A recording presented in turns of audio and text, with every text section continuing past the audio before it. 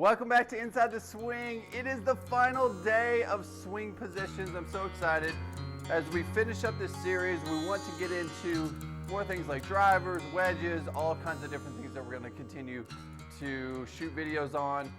But for today's episode, we are getting into the finish, and which really, for a lot of us, it's really hard. It's hard for me. It's hard for a lot of people, because that smooth, beautiful finish like Tiger makes, or a lot of the tour pros make, that's really hard to do because there's a lot of weight shift. There's a lot of transfer of energy, and it's trying to control that finish and come to a smooth stop. So today we're going to get into positions 8, 9, and 10. And we'll talk a little bit about impact as well, but we had that in yesterday's video. Here we go. The biggest thing with positions 8, 9, and 10 is your legs, but it's also staying in posture. This, for me, is so hard because I start to feel tightness in my back. And if you don't have a lot of flexibility, that creates a lot of problems, because you want to get to this position, and sometimes I don't feel good, just to be honest. You know, it's just different body types, but that's ultimately what we're trying to get to, and then really be relaxed at the finish. A lot of times we fall back on that right leg, so we'll come through and we'll fall back, and we're over here, or we're up here. You know, it's just really hard. But I believe that the finish is really key, because it allows you to have that balanced swing and creates a better ball striker and a more consistent golfer. So as we talked about, we're coming down from 4, 5, right? That's the knee starts to come out. 6, the knee starts to raise, which brings you to 6. 7 is impact. That's when we start to move that buckle. So 8 is right here. So there's a lot of different things that you need to pay attention to here. So one is, I'm not flipping. That creates a lot of face manipulation. You can close it so much, which what does that do? That makes you close your stance because you're flipping so much at the bottom. So then you create this, but then you start moving your arms way out, and then it creates this. So there's a lot of problems that we run into when we start flipping at the bottom. You don't see any pro doing that. They're not changing, so what they're doing is they're coming into 7. Our belt buckle starts to really turn, get almost 90% of our weight on that left side. Impact. And basically what we're trying to do is create that straight line. From there, then we start to raise that right heel, and then we get into that position. So you can even actually start, once you get to here, then you can start to roll, okay? If you do that way too early, look what happens to the face. So if I go to a 6 and I start to flip it, look what happens to the face. It immediately creates a shut face, which is going to get the ball going this way. Then you're going to start to turn more, which is then going to create that slice. On 7, right? We want to catch the ball from the inside. We want to catch it from the inside, and then we want to just let it go down the line. So as you're coming down the line, slow motion, 6, 7,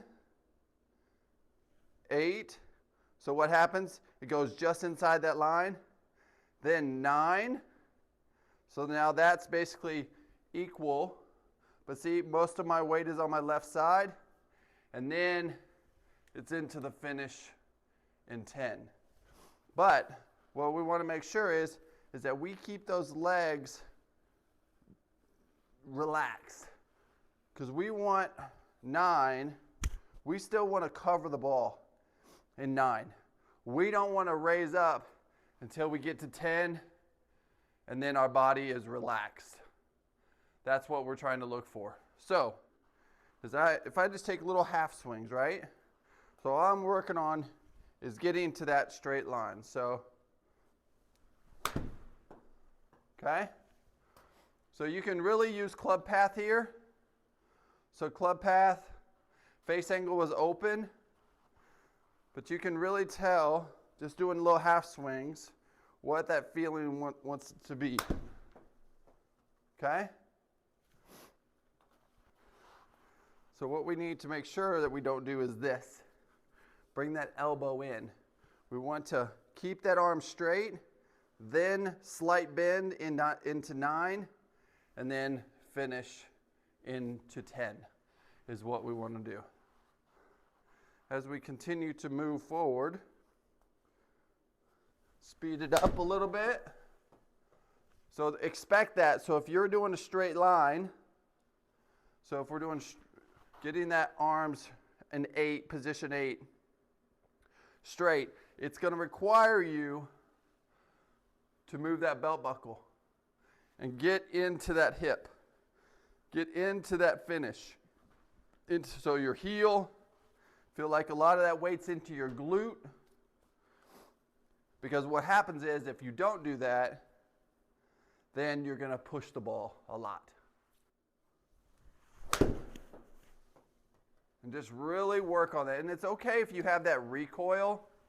I don't hold my finish as much. I kind of like to recoil to here.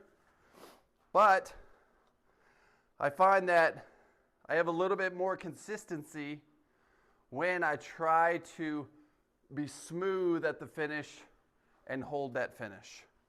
So let's try to hold the finish on this one.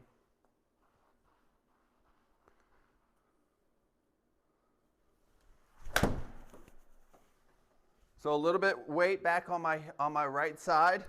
I could feel the weight. I could feel me not shifting. So I'm turning, but then I'm feeling that pressure. I know a lot of us feel that. We're kind of putting that pressure back on that right foot. So what we need to do is we need to feel like a little bit more smooth coming into the finish. So we're 7, 8, everything's still straight. 9, we start to flip it up.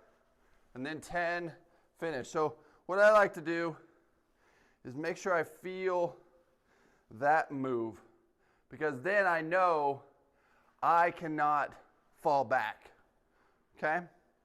Because what's happening is that if I'm falling back, most likely I'm not shifting my weight, which is creating pushes, it's creating flips. So getting that weight transfer and that weight balance is really important to getting a good, consistent golf swing.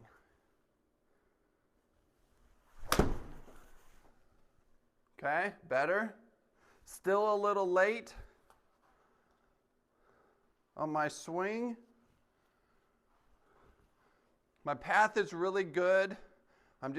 So when we don't get that weight transferred, what tends to happen is we don't get that weight fully transferred on here. And what happens is our arms start to go past this and close that face. So you're trying to get that timing down. And the taller you are, like me, the more you have to wait on that. It takes time to get to that place. If you are automatically in 4 and you're turning so fast, you're not going to control the ball. Feel like you're waiting, impact, smooth, getting to that left side, and spinning out from there. But when I'm spinning out, I'm keeping my posture through 9, and then finishing in 10. And that should be good. The one thing I want you to make sure, though, is I want you to make sure that you have, this is your line. You have a rod coming right through you. So you're turning on that center line, right? Hips in the back. So we're coming here down, 6, 7, belt turns. But see, look, I'm still straight, and my posture is still bent. So many of us are here. That's impossible. Look what happens. You're going to have to reach, close that face, and it creates a lot of different problems. So Just like that. That's what I want. And I still have too much pressure on my right side, but look at those numbers. You know, I didn't feel like I swung hard at all. 175 carry with an 8-iron. I mean, that is just phenomenal. We got path of 8, we got face of 7, and it's just the body movement. All I'm focusing on the body movement. I didn't think about my hands at all. My hands are just a relationship to what my body is doing. If I'm relaxed in my hands, that club is going to naturally flatten out. You're going to put it in the right positions, and you're going to play some really good golf. Okay, so what did I do there? Held back on my right side a little bit, which created a more in to out, and my face was wide open. So making sure that we get to position 6, 7, and I'm covering the ball still. My weight is going into my glute, which is going to get us into a good position in 8, release on 9, and then finish on 10. See if I can copy what I just did a while ago.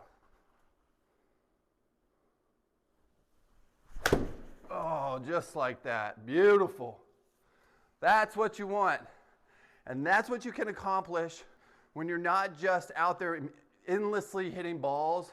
We always say you gotta practice with a purpose. And that's what you can do here at 24 Golf. We'd love for you to come out and try us out.